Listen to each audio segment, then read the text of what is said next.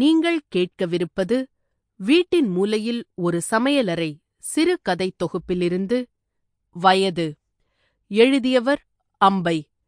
ஒலி வடிவில் வழங்குபவர் கீர்த்தனா. இருட்ட ஆரம்பித்துவிட்டது. பர்மிங்ஹம் சப்தங்கள் மங்க ஆரம்பித்துவிட்டன.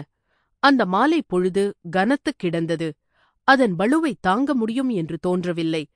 பர்மிங்கமின் குளிரில் அவளும் அவளைத் தன்னுடன் சில நாட்கள் தங்க அழைத்திருந்த லாஜ்வந்தியும் சுட சுட பேசியிருந்தனர். காலையில் விவாதத்தின் முடிவில், தீபாவளிக்கு விளக்கு ஏற்றியும் கோலம் போட்டும் இந்திய கலாச்சாரத்தை இங்குள்ள இந்தியர்களுக்கு நினைவுபடுத்த நீ நினைக்கிறாய். ஆனால் இந்த கிரியைகள்தான் கலாச்சாரமா என்று கேள்விகள் கேட்டு தாண்டி வந்தாயிற்று நாங்கள் என்றாள் பாகீரதி. இந்தியாவையே பார்க்காத இந்தியர்கள் என்று அழைக்கப்படும் எங்களுக்கு வேறு எந்த வேர்கள் இருக்க முடியும் இங்கே?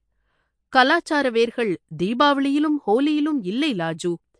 அந்த உபதேச தொனியில் பேசாதே. நீ கடை வைத்தால் உன் கடை கண்ணாடியை உன் முன்னோர்கள் இந்தியர்கள் என்பதால் உடைக்கப் போவதில்லை. உன் தபால் பெட்டியில் யாரும் மலத்தை கொட்டப் போவதில்லை.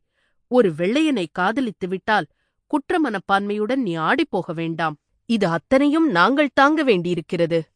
குன்றுபதேசம் செய்யாதே, பெரிய இயேசு கிறிஸ்து மாதிரி. கலாச்சாரத்தை சில விஷயங்களில் இருக்கப் பார்க்கிறாய் நீ.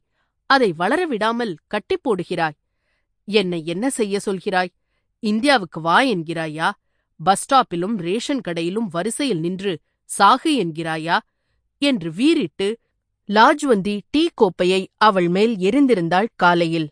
அதன்பின் அந்த விபத்து. லாஜுதான் காரை ஓட்டி. Sample complete.